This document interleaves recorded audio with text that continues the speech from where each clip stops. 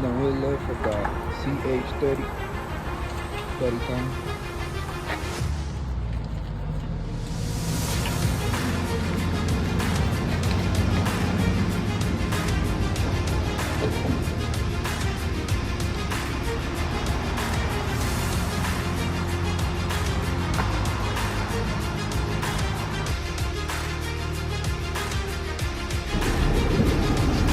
It's a good idea to put the wheel lift back, because first you gotta put the first and the second stage together, and then once you put on the third one, you gotta put it back with the winch blower.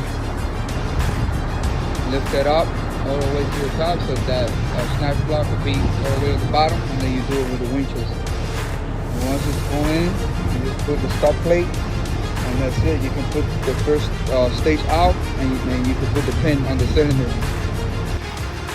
Ya lo único que falta es meter el pasadores.